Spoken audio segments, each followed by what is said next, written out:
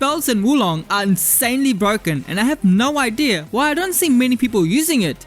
Hey, what is up guys, it's Jay and here is my first build for Wulong.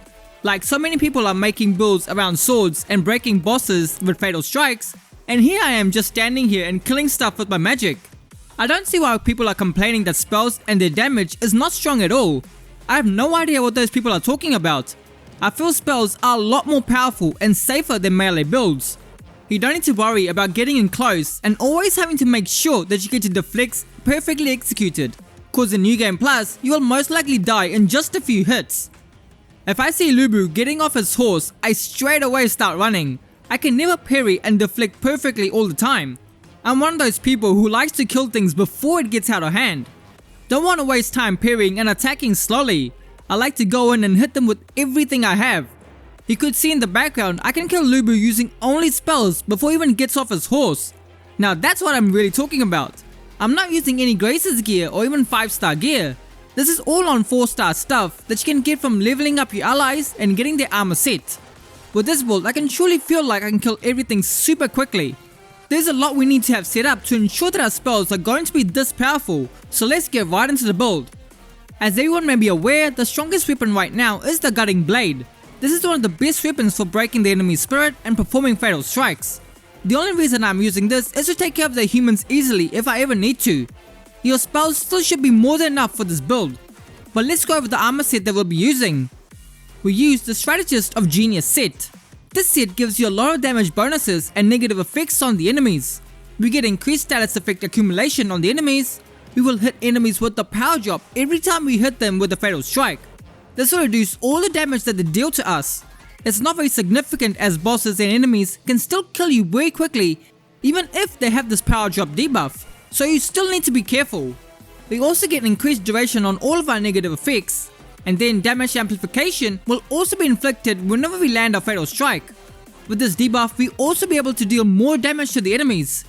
Then the last ability just brings it all together, increased HP damage dealt to enemies with negative effects. So overall, it's a very good armor set that gives you great damage bonuses and negative effects will proc every time we land fatal strikes. For the stats on our gear, it's very simple. You get as much as you can on ice attack power.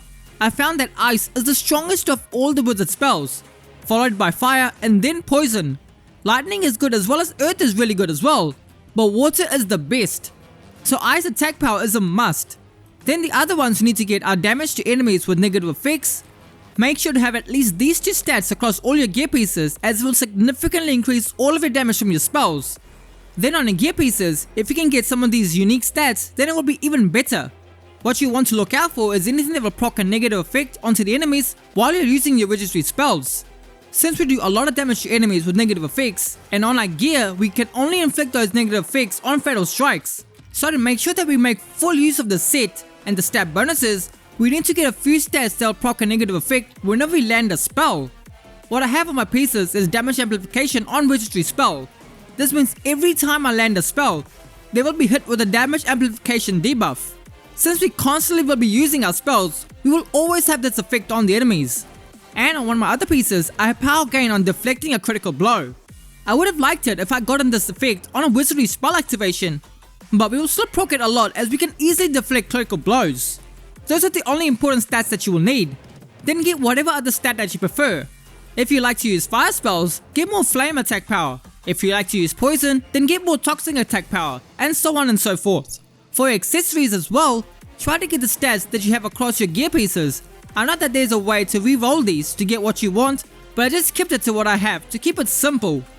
Make sure to equip all 6 pieces of the armor set to get the bonuses. You don't need to use the weapon to get that set bonus. As long as you have it equipped, you will get that bonus. Now for the skill point distribution. I'm not going to tell you how to distribute the points. What you see here is what I used through most of the build and the footage that you see in the background. I have distributed all these points evenly so I can use and change up my spells whenever I want. But here's something that you may not know. The higher you distribute points into the given virtue, the stronger the spells become from that virtue as well. So once again, let's take these ice spells for example. Here's what the damage looks like with 40 points in water. Each ice shard that lands, I'm doing around 200 points of damage, which is already very good. And this is with 40 points in water. Now here's the damage if I have 99 points in water. I now do over 300 damage with each ice shard, almost a full 50% damage increase. You may not notice much of a difference if you have single hitting spells, but spells like this where you have multiple attacks, or in this case multiple shards, you get so much more damage, it's amazing. The same goes for the other spells. If you like fire, then go more into the fire virtue. For this build, you still need to make sure that you have at least 8 in fire at all the times, so we can use the spells that we need. Otherwise, go high in whatever virtue and spells that you like. That brings us to the spells, and the most important spell is the amplified damage, which will increase both the damage we deal and the damage we receive. This is why we need to ensure that we have at least 8 points in fire at all times. Then for the other spells, I recommend that you use the Ominous Chill. This is by far the strongest spell in the game. This spell is amazing, especially if you're fighting the bigger enemies, as all the shards can hit them. On the humans it's good as well, but I will hardly use this on them as they move way too much. Then the really good spell is the Venom Snare. This spell may not seem that strong, but it's the second strongest spell in my opinion. What this spell does is that you will throw out a bolt of poison that when it lands, it will form a poison cloud around the enemies. This will follow the enemy that it hits, and everything around them, and including themselves, will get inflicted with poison.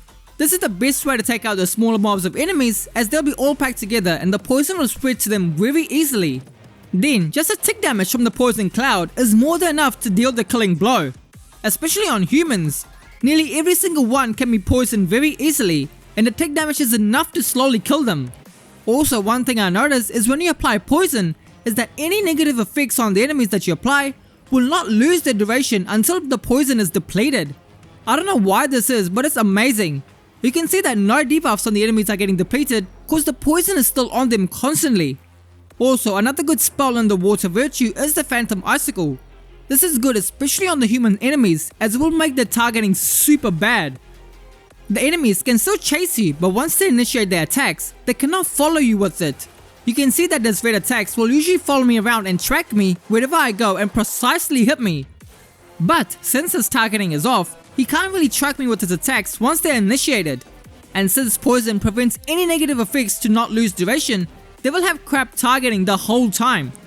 Also, since poison prevents debuffs from falling, you can inflict shock and poison together. This way, the shock elements will never run out, and they'll get their spread depleted on its own because poison will prevent shock from losing its duration. So you get 3 spirit bars broken by poison and shock alone. That's basically it on the important spells. Some other good spells that you want to look out for are Life Wither to have enemies take more damage. The Aqua Blink is a great way to dodging enemies if you can't deflect properly. It has invincible frames and you can get out of some really sticky situations. I like to use it just to move around a lot faster and to be a little bit more stylish. Blinking and launching spells is super fun. Molten Calamity Thorn is great if you can inflict multiple enemies and then use this for a great burst of damage. For the spirit, we use the snake. It gives us triple debuff whenever we activate it and also great damage to enemies with our spells. It also makes poison bubbles everywhere, so it's probably the best pick for this build. I don't see any beast topping this one. Here is a quick look at my full stat sheet and special effects. That is it for all this build. It's super powerful and you can play with it however you like. Of course, keep in mind some enemies and bosses are 100% resistant to some of the elements. So don't try to inflict poison to the tiger because it will never happen. Not many are totally resistant to water. The only 2 that I've come across is the swamp thingy and this guy with a big shield.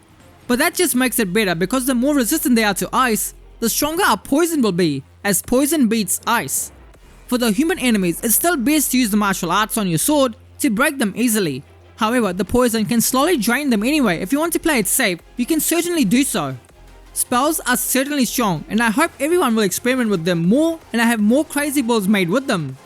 Once I get my hands on some 5-star gear, I will make some more stronger builds. So hope you guys like this build and let me know what you guys think.